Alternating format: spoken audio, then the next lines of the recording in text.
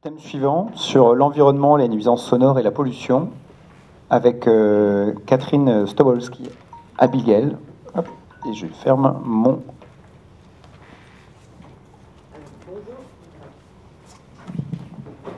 Bonjour. Effectivement, le corollaire de tout ce qu'on a vu auparavant, densification du quartier, abandon de la piscine, abandon du quartier par la municipalité, il y a un corollaire qui est une augmentation de la pollution, sachant que sur notre secteur, les sources de pollution sont multiples. Elles sont bien sûr la voiture, au travers des embouteillages, au travers du fait qu'il est encerclé par la rocade et les voies rapides, hein, qui sont des sources d'émissions de gaz qui sont polluants. Donc il y a une pollution à la fois de l'air et une augmentation absolument phénoménale de la pollution sonore, qui a donc également pour source le passage de nombreuses voitures, mais pas seulement, hélas. Il y a la présence d'un héliport qui impacte fortement certains quartiers, en particulier au niveau d'Ancely. Et il y a par ailleurs un aéroport dont le trafic a augmenté de façon invraisemblable, sans qu'à aucun moment ne soit pensé que le bruit est une source de pathologie et donc une mise en danger de la santé de tout le monde. Nous sommes dérangés donc en longueur de journée et en longueur de nuit par ce bruit. Le plus étonnant, le plus stupéfiant étant qu'il y a un hôpital au centre du quartier et que rien n'a été fait pour protéger cet hôpital. Ce qui, moi, m'a amené à titre personnel à demander, en m'adressant à M. Moudin d'ailleurs, de poser un capteur de bruit, parce qu'il n'y a rien de plus simple que de dire qu'il n'y a pas de pollution qu'en refusant de la mesurer. De haute lutte, il a fallu que je m'adresse quand même à l'aéroport pour qu'un capteur de bruit soit posé donc, dans le CHU, sur le toit de la crèche des enfants du personnel. Il a été installé début décembre. Nous avons eu... j'ai réussi à obtenir donc, les données brutes enregistrées sur ce capteur qui révèlent effectivement des niveaux de bruit qui ne sont compatibles ni avec la vie des habitants en général et leur santé, ni a fortiori avec un hôpital.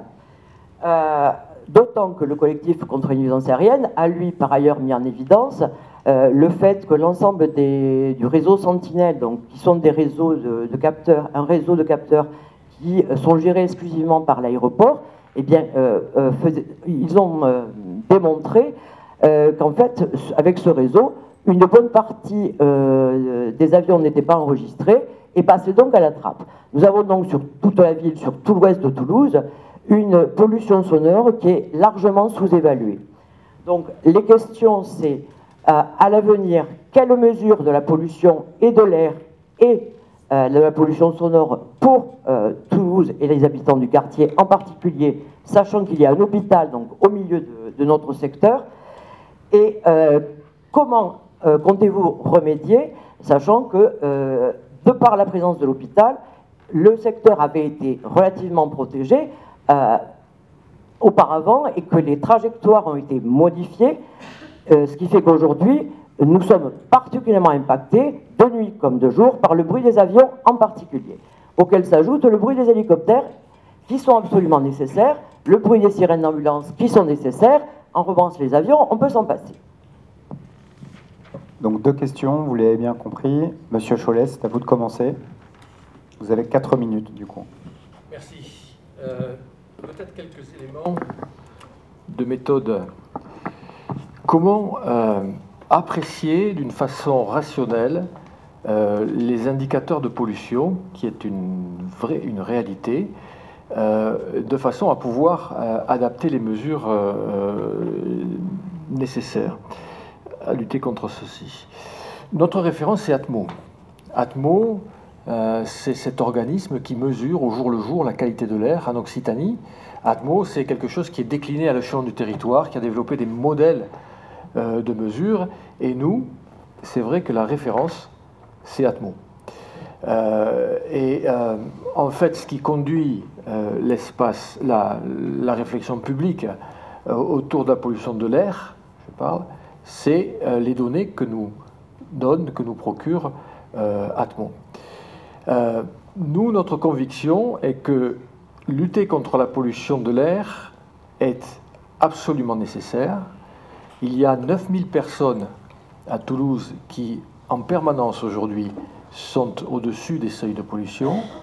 Et lutter contre cette pollution, c'est avant tout lutter contre la motorisation thermique, contre des voitures. Vous mentionnez une pollution qui tient aux avions. Possible, elle ne nous est pas mentionnée de façon explicite par Atmo. Je pense que pourtant ils ont modélisé ceci, ça mérite peut-être une expertise. Est-ce qu'il y a d'autres polluants? Je sais que ça a été étudié dans d'autres aéroports, dans d'autres villes du monde. Peut-être, il y a peut-être un complément à faire là-dessus, mais c'est vrai qu'aujourd'hui, on ne nous rend pas cette pollution là, comme en revanche, la pollution de l'air, les NOx, les NOx et les particules fines, c'est les moteurs thermiques et c'est donc lutter contre la voiture. Et c'est pour ça qu'on a développé un PDU avec une ligne de métro, des linéos, le téléphérique, des transports en commun, le vélo et tous les modes alternatifs qui permettent de diminuer la part modale. En ce qui concerne, et donc pour nous, la lutte contre la pollution et pour la qualité de l'air, c'est ça, c'est aussi la mise en place de la zone à faible émission qui sera mise en place à la fin de l'année 2020 et qui visera à réduire l'accessibilité de certains véhicules à la ville. Avec une question, il faut qu'elle soit efficace, il faut aussi voir les conséquences qu'elle peut avoir sur les gens les plus modestes et c'est quelque chose qui n'est pas complètement simple. Pour les nuisances sonores, il y a deux choses dans ce que vous dites. Je vais peut-être commencer par la toute première. En matière de nuisances sonores, ce que vous mentionnez par l'héliport, je pense qu'il y a une vraie nuisance. Et je pense que c'est très compliqué de travailler ce dossier-là. J'ai vu, avant de venir, les lettres, monsieur, que vous avez adressées au CHU. J'ai vu aussi les allers-retours que vous avez eus. Sur le CHU a sa logique. Il y a des trajectoires qui peuvent être très probablement améliorées. Il y a une flotte d'avions qui s'est modernisée, mais qui permet maintenant à la fois des vols de nuit, des vols par mauvais temps, et donc il y a des choses qui ont beaucoup évolué de ce côté-là. Donc là, il y a une vraie question qui est compliquée à traiter, et je pense que c'est par un contact avec le CHU qu'il faut le traiter. Nuisance sonore en près sur l'aéroport, pour moi c'est la nuisance, nous on est pour l'arrêt des vols commerciaux de nuit, c'est ce qu'on a pris c'est l'engagement que l'on a pris, et on est pour une mesure indépendante. Je suis désolé, c'est la même chose pour tout le monde. On ne peut pas terminer sa phrase. Tant pis. À vous, madame, touche-feu sur cette question. Oui, donc comme j'ai eu l'occasion de le dire tout à l'heure, nous avons placé notre programme municipal sous l'impératif du devoir climatique, de la réduction des gaz à effet de serre et des pollutions atmosphériques. Ça fait partie de notre premier engagement. Et pour justement pouvoir avoir un regard citoyen, un échange, des capacités de données indépendantes, c'est très important pour pouvoir avancer réellement et pas être simplement dans de la communication. Nous proposons la mise en place d'un Parlement de l'urgence climatique qui serait un Parlement indépendant avec des autorités scientifiques, mais aussi des représentants des associations, des élus, etc., pour que justement il puisse y avoir une évaluation des politiques, des politiques publiques et de leur efficacité. Donc ça fait partie vraiment de notre ADN. Et du coup, ça a des conséquences aussi sur qu'est-ce qu'on va exiger sur tel ou tel sujet. Et donc, sur la question des vols de nuit et de la nuisance sonore de l'aéroport, puisqu'il faut quand même bien dire les choses, nous pensons que nous nous sommes prononcés, nous avons fait voter des vœux, enfin on a essayé de faire voter un vœu, ça n'a pas pu se faire, pour le couvre-feu, pour le couvre-feu, de l'interdiction des vols entre minuit et 6 heures de l'ensemble des vols, puisqu'on sait que il y avait une sorte de convention qui faisait que normalement les vols ne devaient pas avoir lieu, mais on sait que tous les vols low cost prennent beaucoup de retard et en fin de compte, il y a des vols qui sont des vols de passagers qui circulent la nuit. Donc il faut passer à l'étape supérieure et véritablement avoir un couvre-feu pour empêcher les vols entre minuit et 6 heures. Surtout que on sait quand même, et il faut le dire, faire un peu de politique, on va dire, au sens noble du terme, c'est que aujourd'hui, qu'est-ce qui conduit une augmentation du nombre de vols? C'est les intérêts financiers à la fois des actionnaires de l'aéroport et à la fois des grandes entreprises d'aviation. Donc c'est pour ça d'ailleurs que nous étions totalement opposés à la privatisation, parce qu'il faut que la puissance publique, là encore, puisse avoir maîtrise des orientations pour l'aéroport. Et il y a bien un équilibre à trouver entre la nécessaire existence de l'aéroport, que nous ne remettons pas en cause, mais des nuisances qui en découlent et du coup des habitants qui sont impactés par ces nuisances. Donc c'est un équilibre à trouver et il faut que ça, c'est un intérêt général qui doit le dicter et non pas dicté par les intérêts, là aussi, d'intérêts financiers privés. Donc oui, nous nous sommes prononcés pour une structure indépendante, excusez-moi, je trouve plus le mot, comment on dit, un centre indépendant, non, c'est pas un centre le mot, un observatoire indépendant, merci, un observatoire indépendant, nous nous sommes prononcés absolument pour, parce que il faut objectiver les débats aussi, puisqu'on sait que on a besoin de ça pour pouvoir concilier des intérêts qui sont pas toujours, qui vont pas dans le même sens. Il y a un équilibre à trouver. Pour ça, il faut avoir des données objectives qui soient indiscutables par les uns et par les autres pour pouvoir justement faire avancer les débats. Donc nous nous sommes prononcés oui pour un observatoire indépendant, et nous pensons d'ailleurs qu'il faut que l'ensemble des nuisances, même si elles ne sont pas de même nature, soient intégrées là-dedans. C'est-à-dire qu'il y a les nuisances sonores, il y a les nuisances atmosphériques. On y reviendra parce que ça fait partie plus globalement dans la ville, pas simplement lié à l'aéroport, qu'on ait vraiment des données objectives des pollutions atmosphériques qui sont un problème important aujourd'hui. Qu'est-ce que j'oublie? Je sais. Vous mesurez celle-ci, quelle solution envisagez-vous? Ben voilà, je pense que j'ai à peu près répondu. On va dire globalement, j'ai peut-être obligé quelque chose. Non, les commissions consultatives de l'environnement, c'est-à-dire qu'il faut des lieux de dialogue absolument beaucoup plus serrés avec l'aéroport. Comme d'ailleurs, M. Chollet l'a dit, aussi avec le CHU. Alors, c'est pas tout à fait la même nature, parce que vous avez raison, la question de l'héliport, c'est complètement autre chose, parce que là, ce ne sont pas des intérêts privés qui dictent le fait qu'il y ait plus ou non de vols au niveau de l'héliport. On ne parle pas des mêmes sujets, mais du coup, c'est le dialogue là qui peut permettre aussi de trouver certainement des réponses. Il faut s'arrêter là. Ok. Merci à vous.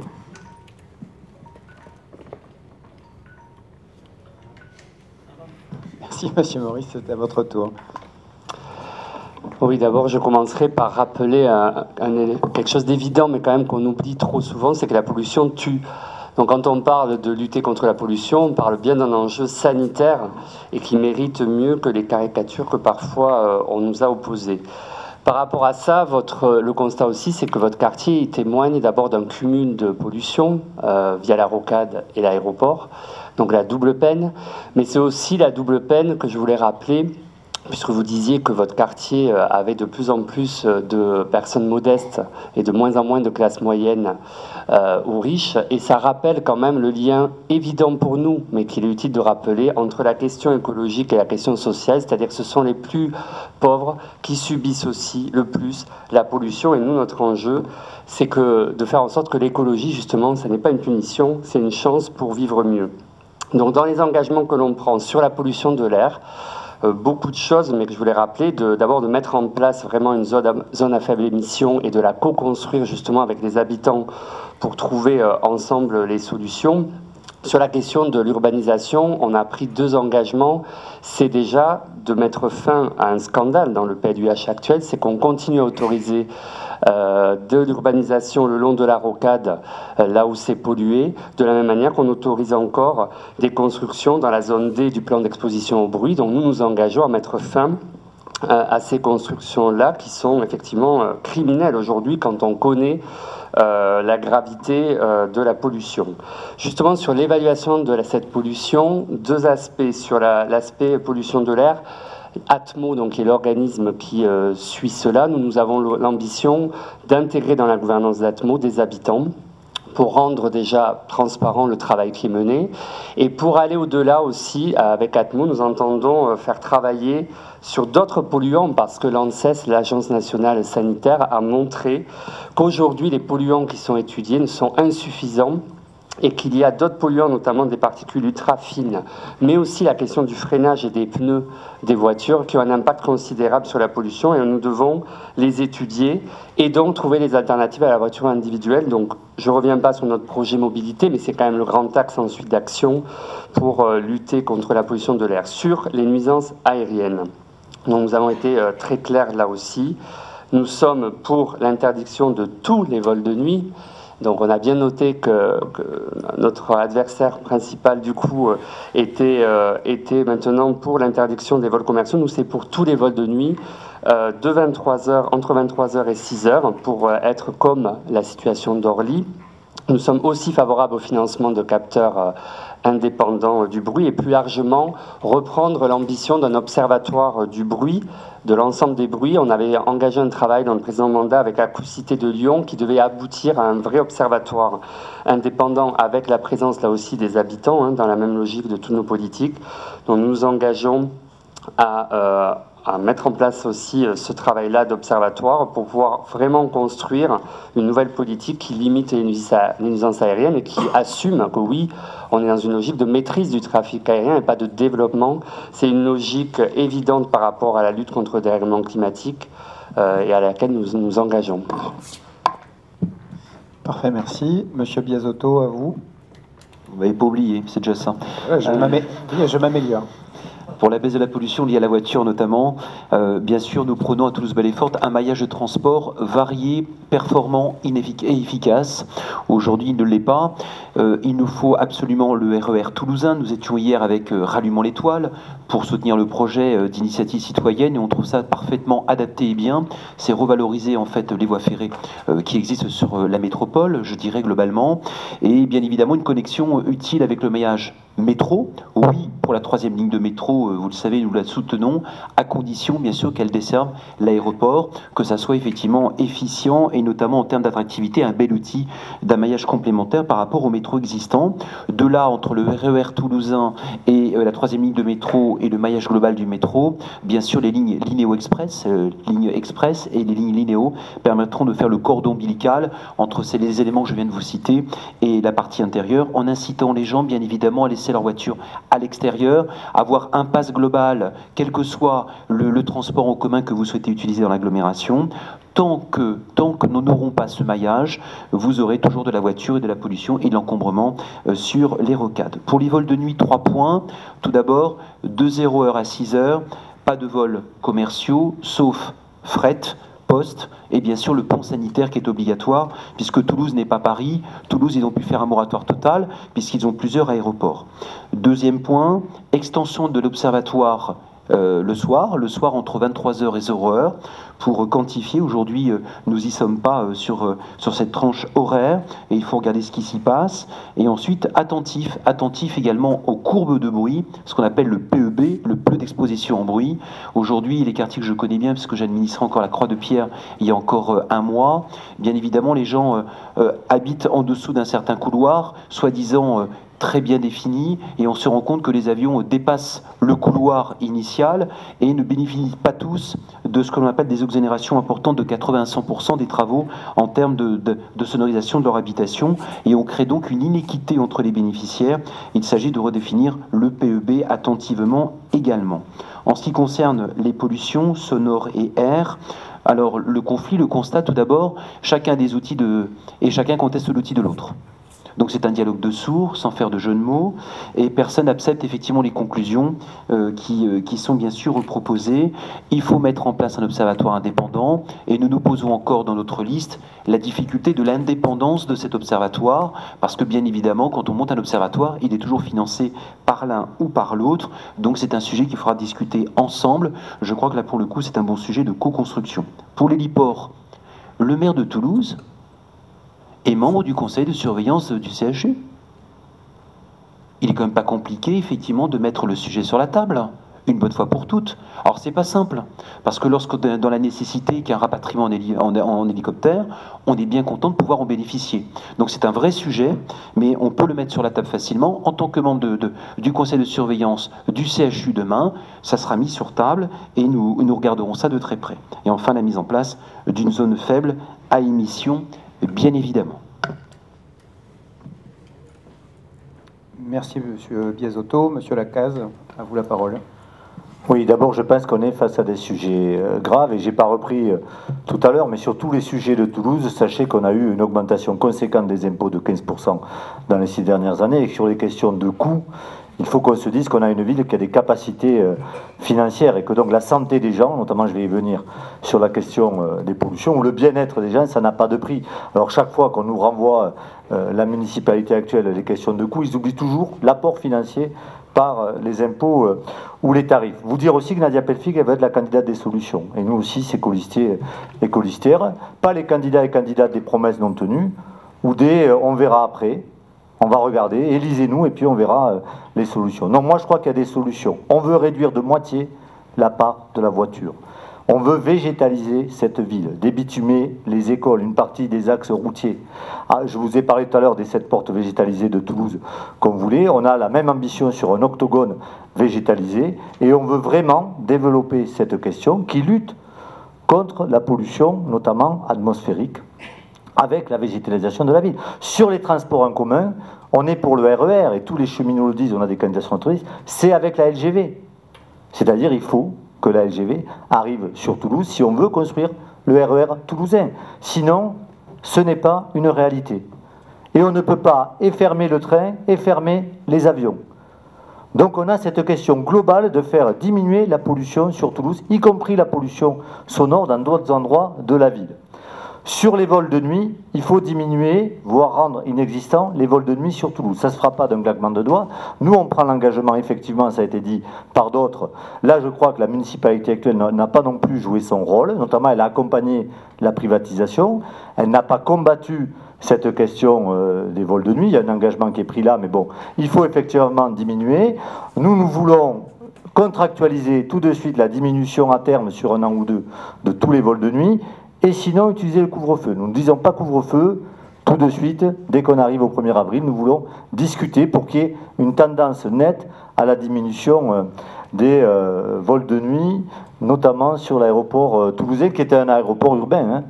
On a la même problématique qu'il y avait à Nantes. Je crois que personne ne propose de construire un autre aéroport, mais on a cette question-là qui est posée.